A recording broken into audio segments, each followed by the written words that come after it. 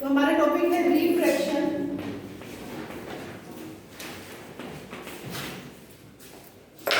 On the basis of wave theory.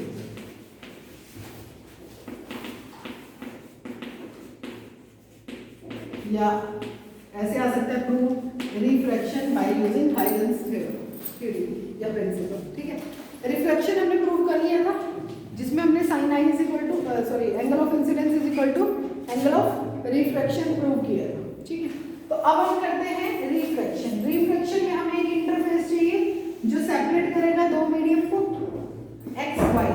मैंने ये ले लिया कोई वेव इंटरफेस है जो दो मीडियम को क्या कर रहा है, सेपरेट कर रहा है। सपोज ये मीडियम है मेरे पास रेयर, ये है डेंसर। इसमें स्पीड ऑफ लाइट है c1, इसमें है c2। इसका रिफ्रैक्टिव इंडेक्स है μ1, इसका रिफ्रैक्टिव इंडेक्स है μ2। ठीक है, क्लियर है। और आपको पता है अगर मेरे को रिलेटिव रिफ्रैक्टिव इंडेक्स निकालना है तो वो क्या होगा, c1/c2। c1/c2 होगा रिफ्रैक्टिव इंडेक्स, याद है? yes. चलो, तो अब रिफ्रैक्शन प्रूव करना है हमें। तो सबसे पहले हम एक वेव फ्रंट कंसीडर करते हैं AB। मैंने क्या कहा था, जो इंसिडेंट रेज होंगी that are always wave front की क्या होंगी, परपेंडिकुलर नॉर्मल होती है। हमने ये एक वेव फ्रंट लिया, सपोज करो किसी एंगल इंसिडेंस एंगल I पर है। ठीक है, तो इसकी जो तीन इंसिडेंट रे होगी वो क्या होंगी, इसके परपेंडिकुलर। ठीक है, 1 2 3। क्लियर। यहाँ पे मीडियम चेंज हो रहा है, इसका मतलब यहाँ पे रिफ्रैक्शन होगी। ये हमारा सेकेंडरी वेवलेट है, न्यू डिस्टरबेंस है। इस वेव फ्रंट पे, प्राइमरी वेव फ्रंट पे हर एक पॉइंट सेकेंडरी वेवलेट का काम करेगा, फ्रेश सोर्स का काम करेगा। सेकेंडरी वेवलेट बनेगी यहाँ से, तो ये सेकेंडरी वेवलेट यहाँ से दे,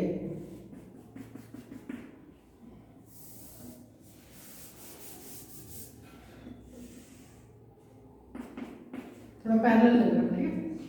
एक यहाँ पे फॉल की हमें, ठीक है, ये हमारा सेकेंडरी वेवलेट। लाइट कहाँ से कहाँ जा रही है, रेयर टू डेंसर। ये अगर इसका नॉर्मल है तो किधर बेंड करेगा, टुवर्ड्स द नॉर्मल, यानी ऐसे ऐसे करेगा। ठीक है, अब ऐसे ही ये है। अच्छा, एक और चीज, इसमें स्पीड ऑफ लाइट कितनी है, c1।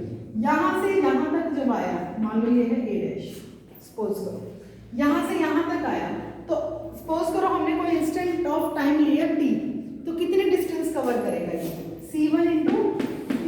तो यानी इन रेयर मीडियम सेकेंडरी वेवलेट ने कितने डिस्टेंस कवर की, c1 × t। ठीक है, अब बात आती है इस सेकेंडरी वेवलेट की जो a पॉइंट से चलेगा। अब a पॉइंट से जब चलेगा वो तो डेंसर मीडियम में आ जाएगा, डेंसर मीडियम में आएगा। तो डेंसर, इसका अगर मैं ऐसे नॉर्मल करूँ, टुवर्ड्स द नॉर्मल ऐसे जाएगा, और ये कितने डिस्टेंस कवर करेगा, c2 × t। अगर उसी t टाइम के लिए हम ले, तो t टाइम के लिए जब हम ले रहे हैं, मैं क्या करूँगी, इसमें c2 × t की रेडियस लेकर, कंपास ली, c2 × t की रेडियस ली, a को सेंटर माना, और यहाँ पे एक आर्क क्या करेंगे, ड्रॉ करेंगे। यहाँ पे एक आर्क ड्रॉ करेंगे, तो मैंने क्या किया, यहाँ पे आर्क। अब ये जो स्फेरिकल आर्क है, इसको हमने इसके साथ टच करना है, टेंजेंशियली आगे बढ़ाना है, ये कहा था। देखो हमारे पास क्या हुआ, सेकेंडरी वेवलेट का हमें पता चल गया भाई आफ्टर टाइम टी कहाँ तक जाएगी। ठीक है, अब हमें सेकेंडरी वेव फ्रंट बनाना है। सेकेंडरी वेव फ्रंट कैसे बनाएंगे, the surface touching the plane touching the surface tangentially in forward direction. तो यहाँ से हम फॉरवर्ड डायरेक्शन में बढ़ रहे हैं और इसको टेंजेंशियली टच करेगा, तो ऐसे टेंजेंशियली टच करता हुआ जाएगा। यहाँ पे कट किया तो ये क्या हो गया, a' b' secondary wave front. ठीक है, अगर इसकी बात करते हो, मान लो ये है कोई भी पॉइंट C लिया है आपने, D, C तो स्पीड ऑफ लाइट ले लिए, D इसकी बात करें तो यही बात है, ये यहाँ पे यहाँ तक आएगा, डिस्टेंस कवर करेगा। कौन सा बन गया, ये normal, towards the normal. Clear हुई बात, समझ आई। तो ये हमारा इंसिडेंट वेव फ्रंट है, ये हमारा रिफ्रैक्टेड वेव फ्रंट है। ये एंगल कितना बनाएगा, एंगल ऑफ रिफ्रैक्शन। हमने क्या किया, एक्स वाई एक इंटरफेस लिया जो दो मीडियम को सेपरेट कर रहा है, रेयर मीडियम और डेंसर मीडियम। रेयर मीडियम के अंदर स्पीड ऑफ लाइट है c1, डेंसर मीडियम के अंदर स्पीड ऑफ लाइट है c2। तो रिफ्रैक्टिव इंडेक्स हमारे पास कितना आएगा, c1/c2। Primary wave front. तो हाइगन्स प्रिंसिपल के अकॉर्डिंग इस प्राइमरी वेव फ्रंट पे जो पॉइंट्स हैं that acts for the fresh source for the secondary wavelet. तो जब मैंने ये 3 वेव इंसिडेंट रेज ली हैं 1 2 3, तो ये जो पॉइंट है ए बी डी ये जो है सेकेंडरी वेवलेट के फ्रेश सोर्स का काम करेंगी। तो यानी यहाँ से सेकेंडरी वेवलेट चलेगी, तो सेकेंडरी वेवलेट ने यहाँ डिस्टेंस कितनी कवर की, C1।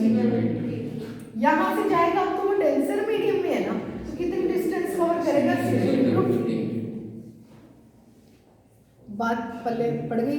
यस पक्का? यस। तो अब C2 इंटू डी रेडियस मानी r ड्रॉ की, इस सरफेस से टेंजेंट ड्रॉ कर दिया, उसने क्या दिया, secondary wave front which is refracted wave front. तो ये तो हो गया हमारा डायग्राम। अब आ जाती है प्रूव करना है हमें रिफ्लेक्शन। देखो डायग्राम से एक बात तो क्लियर होगी कि incident wave front, refracted wave front और नॉर्मल क्या है, एक ही प्लेन में, in the plane of paper. सारा इसी में ड्रॉ किया हुआ है, बाहर निकल के तो नहीं आ रहा कुछ, in the plane of board, सारा एक ही प्लेन में, ये तो क्लियर हो गया। एक लॉ हमने प्रूव कर दिया।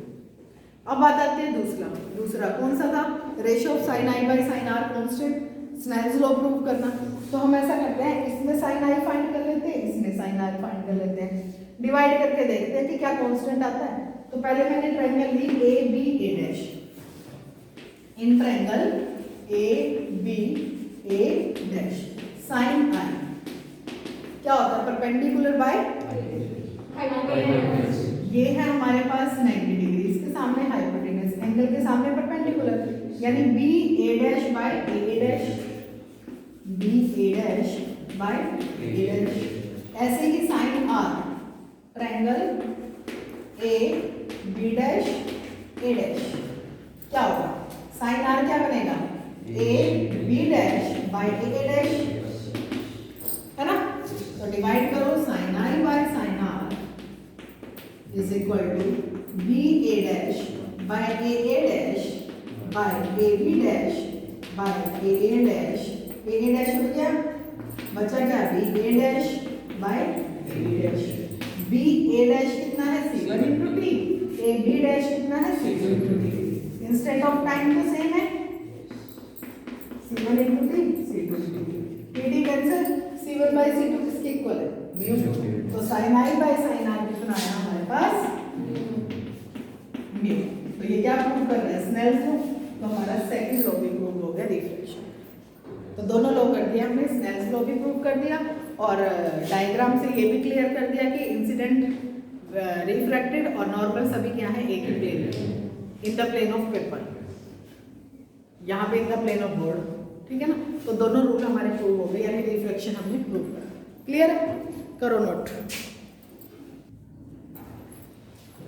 देखो इंटरफेरेंस करने से पहले हम करते हैं सुपरपोजिशन प्रिंसिपल। वैसे किया हुआ है हमने ना, याद है कहाँ किया था, कहाँ किया था,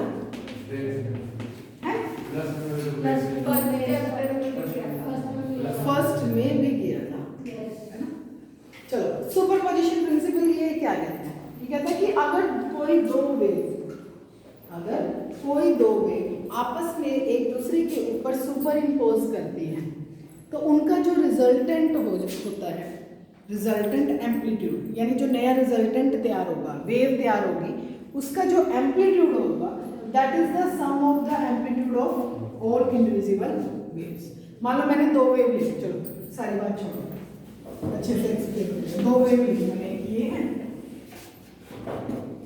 एक ये है, सुपर इम्पोज करवा दी, ठीक है। इसका एम्पलीट्यूड है y, इसका है y। तो जो नई बनेगी, नई वेव आएगी, उसका एम्पलीट्यूड वो है ये, उसका एम्पलीट्यूड मान लिया मैंने क्या है, y। ये क्रस्ट होता है, ये ट्रफ होता है ना, पता है कितना फेज डिफरेंस हो जाएगा क्रस्ट और ट्रफ में,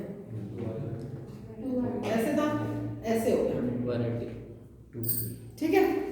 अब देखो जब क्रस्ट पर ट्रफ पे फॉल करेगा, ध्यान से सुनना, जब क्रस्ट पर ट्रफ पे फॉल करेगा, यानी पॉजिटिव फेस वाला पॉजिटिव फेस पे, नेगेटिव फेस वाला नेगेटिव फेस पे, तो जो रिजल्टेंट वेव है उसका जो एम्पलीट्यूड होगा that is the sum of these two amplitude, यानी यहाँ पे y क्या हो जाएगा, y1 प्लस, क्लियर है, समझ आएगा। लेकिन अगर आ जाता है फेज डिफरेंस 180 का, यानी अगर क्रस्ट ट्रफ पे, ट्रफ क्रस्ट पे फॉल करता है तो क्या बनेगा, सॉरी डिवाइड हुआ, तो रिजल्टेंट बनेगा y1 माइनस, यानी जब क्रस्ट पे ट्रफ पे फॉल कर रहा है, एम्पलीट्यूड क्या हो रहा है, ऐड, तो यानी एम्पलीट्यूड क्या होगा, मैक्सिमम, इंटेंसिटी क्या होगी, मैक्सिमम। लेकिन जब क्रस्ट पे फॉल करेगा तो क्या होगा, सब्ट्रैक्शन, एम्पलीट्यूड माइनस होके आएगा, कम होके आएगा, तो जो रिजल्टेंट वेव है उसका एम्पलीट्यूड क्या हो जाएगा, मिनिमम, इंटेंसिटी क्या जाएगी, मिनिमम। क्लियर, समझ आई बात। तो जो इंटरफेरेंस है उसमें एक तो ये प्रिंसिपल यूज हो रहा है, और एक जो मेन चीज है वो है कोहेरेंट सोर्स की, जो पता होनी चाहिए।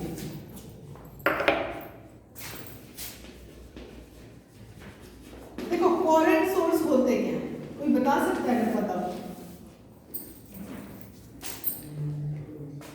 था ना, किसी ने गुनगुना सी रहे था कोई बीच, ऐसा सोर्स जो लाइट एमिट करेगा सेम वेवलेंथ की, यानी मोनोक्रोमेटिक लाइट, सेम फ्रीक्वेंसी की, सेम फेज, यानी सेम फेज कह सकते हैं, आप कह सकते हो constant phase difference, constant phase difference, तो उसको हम बोलते हैं कोहेरेंट सोर्स। तो तुम्हारे पास कई बार एक आधे नंबर में क्वेश्चन पूछ लिया एमसीक्यू में, वो ऐसे पूछ सकता है कि दो इंडिपेंडेंट सोर्स है, सपोज करो, क्या वो कोहेरेंट सोर्स हो सकते हैं? बिल्कुल नहीं हो सकते। दो इंडिपेंडेंट सोर्स कभी भी कोहेरेंट नहीं होंगे, क्योंकि वहां पर कहीं ना कहीं फेज डिफरेंस आएगा ही आएगा।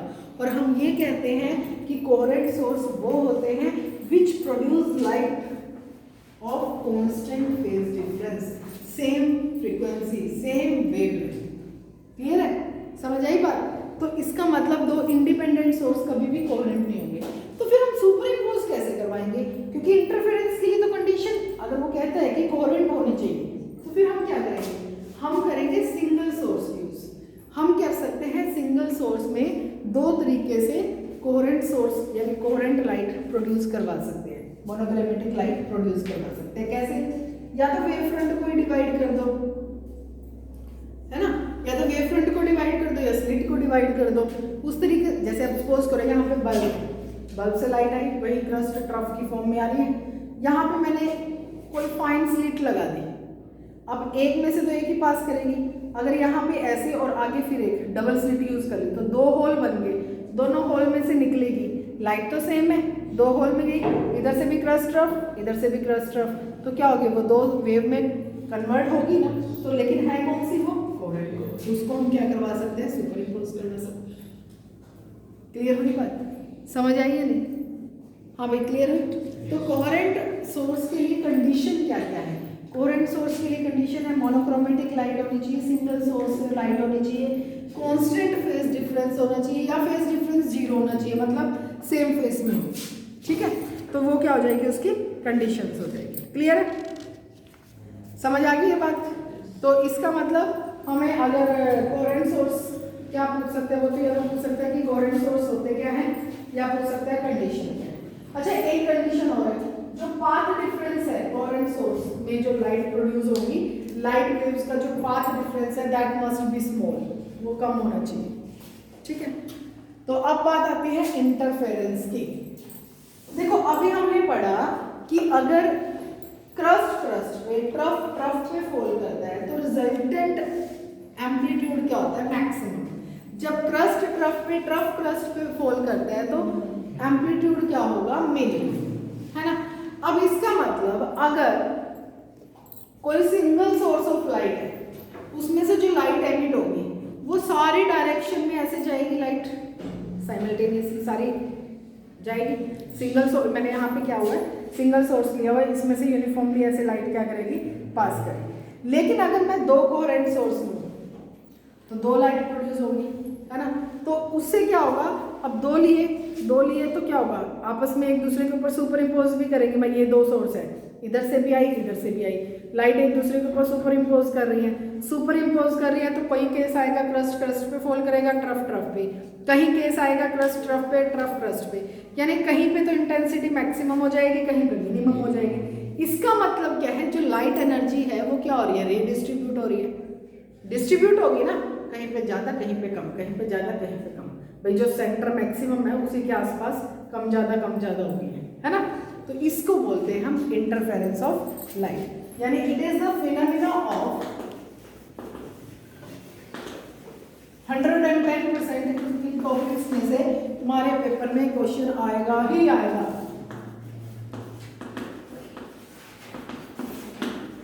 It is the phenomena of distribution of light energy in a beam।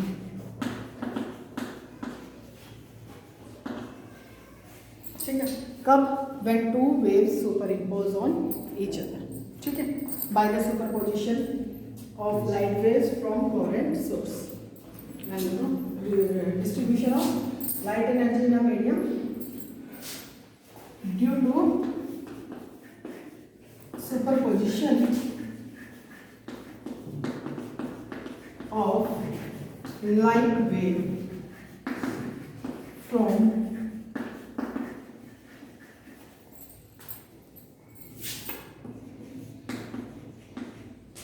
coherent source।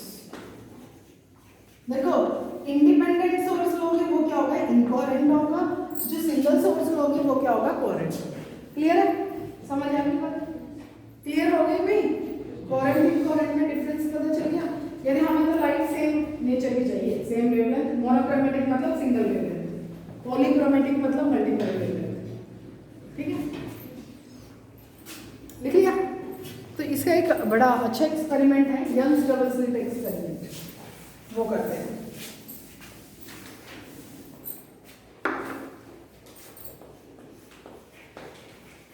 जो अभी समझाया है ना वही ऐसा, यंग्स डबल स्लिट एक्सपेरिमेंट। देखो यंग्स डबल स्लिट एक्सपेरिमेंट में क्या होता है, सबसे पहले हम लेते हैं single source S. Single source को लिया हमने क्योंकि हमें कौन सा चाहिए, कोहेरेंट सोर्स, सिंगल सोर्स ही कोहेरेंट हो सकता है। तो इसमें से क्या होगा, crust trough, crust trough, crust trough produce होंगे। जो सॉलिड लाइन है वो मैंने क्रस्ट बनाई है, जो डॉटेड है वो क्या है, ट्रफ। अब मुझे तो सुपर इम्पोज करवाना है, तो दो लाइट वेव में इसको कन्वर्ट करना है, तो हमने क्या किया यहाँ पे,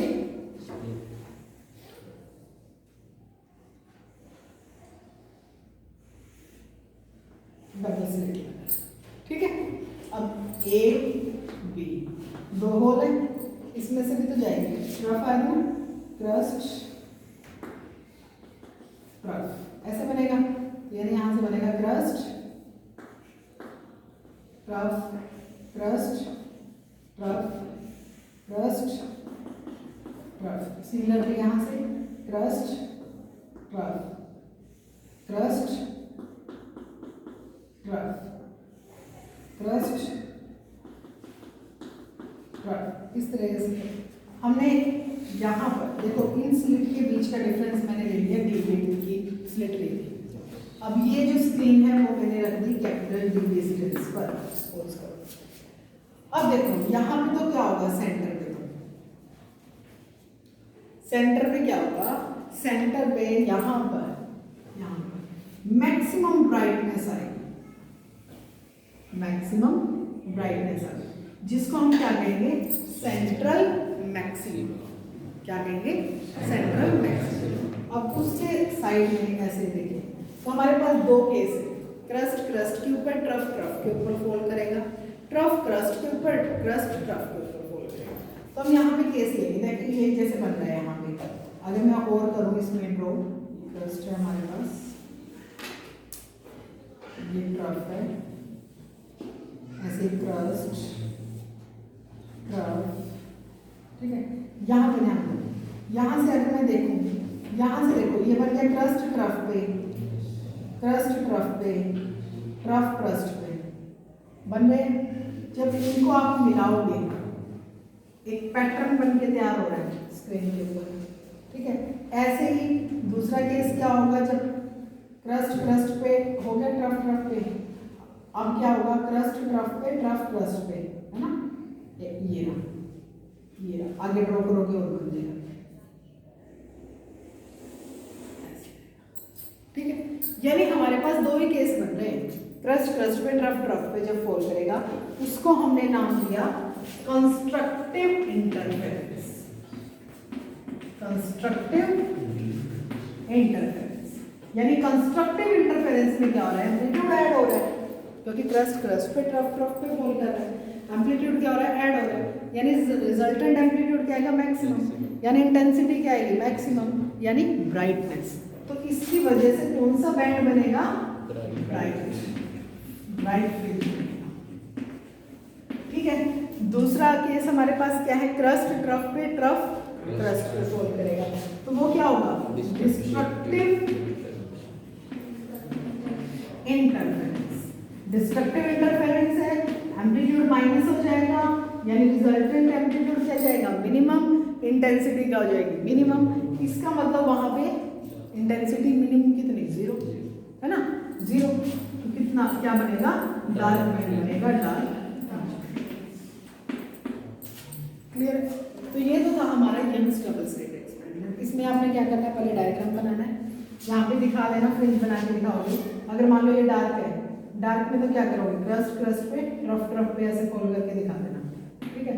इसमें क्या दिखाओगे, क्रस्ट क्रस्ट पे, ट्रफ ट्रफ, ठीक भाई, पता चल जाए मैक्सिमम बना है या मिनिमम, मतलब ब्राइट बना है या डार्क।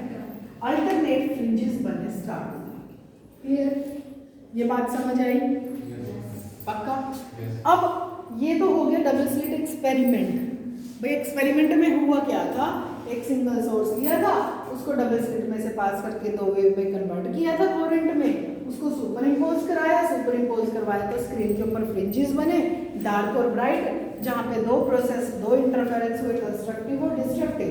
कंस्ट्रक्टिव में क्या हुआ, क्रस्ट क्रस्ट के ऊपर, ट्रफ ट्रफ के ऊपर फॉल किया, और डिस्ट्रक्टिव में क्या हुआ, क्रस्ट ट्रफ में, ट्रफ क्रस्ट पे फॉल किया। कंस्ट्रक्टिव में एम्पलीट्यूड मैक्सिमम हुआ, इंटेंसिटी मैक्सिमम हुआ, इसलिए ब्राइट फ्रिंज बना। लेकिन डिस्ट्रक्टिव में उल्टा हुआ, मिनिमम बना रिजल्टेंट, तो इसकी वजह से इंटेंसिटी मिनिमम बनी, तो फ्रिंज जो है वो क्या बना, डार्क। सिर्फ ये है। लेकिन अब वो ये पूछ रहा है कि जो ये कंस्ट्रक्टिव और डिस्ट्रक्टिव इंटरफेरेंस है, इसकी क्या कंडीशन है, कंडीशन क्या है, कोई पर्टिकुलर कंडीशन है, जैसे कितनी पाथ डिफरेंस में बनेगा, या कहाँ पे बनेगा, या विड्थ कितनी होगी, या इनके बीच की विड्थ बराबर रहेगी, कम रहेगी, या पहला जो बैंड बना ब्राइट और दूसरा ब्राइट बैंड बना उसकी इंटेंसिटी सेम होगी। ये सारे क्वेश्चन उठे फिर, है ना। तो अब हम इसके बात कर रहे हैं condition for the constructive and destructive interference of light. Clear हुआ है, समझ आ गई, पक्का।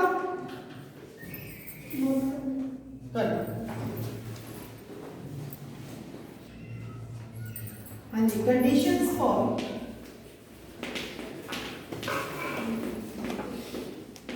कंस्ट्रक्टिव एंड डिस्ट्रक्टिव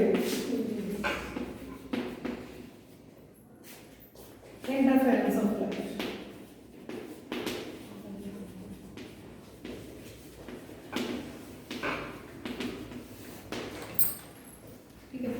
देखो हम क्या कर रहे हैं, दो लाइट वेव को सुपर इम्पोज करा रहे हैं, है ना। दो लाइट वेव को हमने क्या कराया, सुपर इम्पोज कराया, तो दोनों को रिप्रेजेंट कर देते हैं। मान लो y1 is equal to a sin omega, ठीक है, फर्स्ट वेव। सेकेंड वेव, इसका एम्पलीट्यूड मैंने मान लिया किसी इंस्टेंट ऑफ टाइम पे v, और there is a constant phase difference that is 5। हाँ भाई, ठीक है। तो क्या होगा, दोनों सुपर इम्पोज होगी, दोनों सुपर इम्पोज होगी, तो क्या बनेगा भाई, y1 प्लस यानी a sine omega t plus b sine, अब प्रेम वगैरह मैं पढ़ता हूँ। प्रेम साइन a प्लस बी किसका फॉर्मूला क्या होता है? साइन a प्लस बी,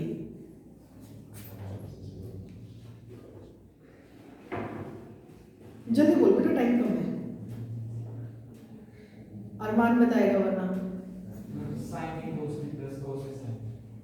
पता चल गया। पढ़ना कब से स्टार्ट कर रहे हैं? तो क्या आएगा? y is equal to a sine omega t plus b sine a cos b plus cos a sine b, sine a cos b plus cos a sine, ठीक है जी। Open the bracket, a sine omega t plus b sine omega t cos phi plus b cos omega t sine phi.